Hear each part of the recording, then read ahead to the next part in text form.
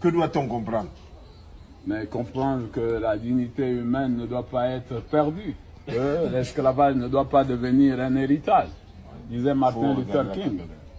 Hein? Martin Luther King disait, l'héritage ne deviendra pas un héritage. Un jour, un noir deviendra président des États-Unis et nous avons vu Barack Obama qui a même prôné une chose 2 ans avant, après la fin de son mandat, il a dit l'Afrique n'a pas besoin d'hommes forts, mais des institutions fortes, disait Barack Obama. L'Afrique n'a pas besoin d'hommes forts, mais des institutions fortes. Est-ce que nous avons réellement des institutions fortes? Oui, nous en avons. Mais le problème, ce sont les mentalités des hommes qui sont futiles.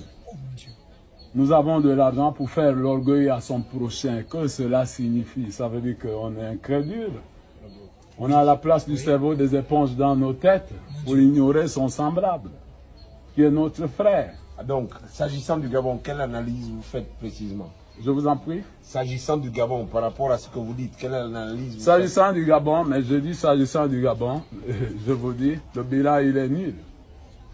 Le bilan il est nul, pas seulement le Gabon, l'Afrique en général, le bilan il est nul. Complète les amis, nous sommes à terre, à genoux. Ça veut dire qu'il faut remercier les grandes nations que sont l'Europe en premier, parce que grâce à sa diplomatie, les choses iront mieux. Parce que si on ne comptait qu'aux États-Unis, mon ami, la Chine l'a fait tomber, ils ont dérangé le système nucléaire américain. Ils ont volé les États-Unis en distance, depuis les États-Unis, avec les médias que vous portez là. Il ne faut pas jouer avec la Chine, c'est des grands voleurs, alléluia. Les Chinois. Donc il faut les insulter. Le frère de Bellingham, on est où aujourd'hui? Billy Binze, qui disait, oh, voilà, machin, 2009, ceci sera soutenir. Faux candidat pour se maintenir au pouvoir et bloquer vraiment l'avenir de tout un pays, au lieu de toute une nation, ou bien de tout un peuple. Vaut mieux tout un peuple, peut-être qui sera malade devant une juridiction internationale. Je vous remercie beaucoup. Je suis le président des personnes souffrantes de la maladie mentale au Gabon. Loin de moi l'orgueil, mais des moments précieux comme celui-ci, je suis prêt à dire qu'est-ce que je veux et qu'est-ce que je pense de mon pays et de mes frères et de mes sœurs, parce que je vois pas leurs infirmités, parce que tous nous sommes infirmes. Je peux vous chanter une chanson en ma langue. Oui. Non, laissez-moi terminer, chantez, oui. Foutez-moi le camp. Oui.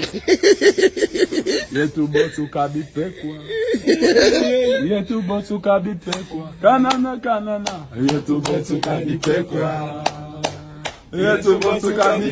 Kanana, kanana. Ça veut dire que tous nous sommes des aveugles, des infirmes. Alléluia. Mais finalement, lorsque vous voyez un tradit praticien va en brousse avant de taper sur l'Ipek ou même en question l'Écosse pour que ça tombe pour venir soigner un malade, un patient, ou bien donner l'enfant à celui qui en cherche, parce que les arbres de la forêt ont toujours été pour nous quelque chose de sacré. Parlons par exemple de l'Iboga. Là, je suis avec du thé, peut-être de quoi? Des États-Unis? Bien, c'est la Norvège, ça? Indien. C'est du thé norvégien? Indien. C'est du thé indien. Ben, attendez, je vais lire un peu.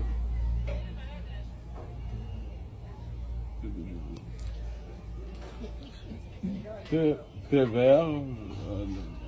Non, mais ça, c'est français, ça. Oui. Mais est-ce que vous pensez qu'il y a un avenir meilleur pour le Gabon? Oui, il y a un avenir parce que Dieu nous fait des promesses de bonheur.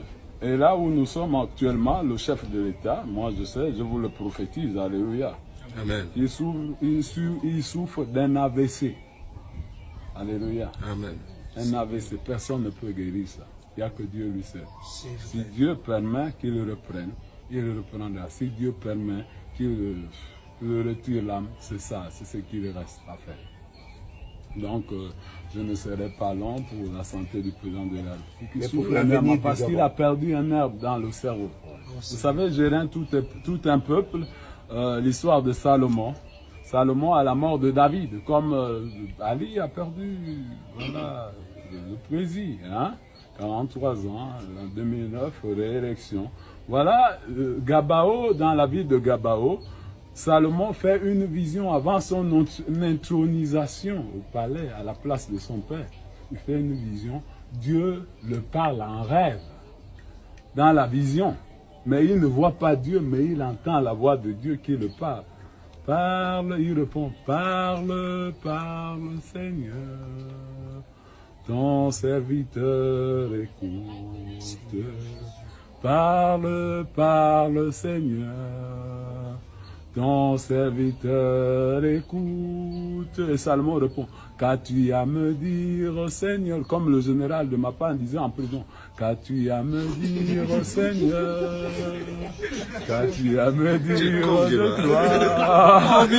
Comme il disait en prison, il répond, parle, parle, Seigneur, ton serviteur. Et il entend ton serviteur, écoute, il entend une voix qui lui parle, dit, Salomon, Salomon, que veux-tu que je te donne dans ta vie, ce que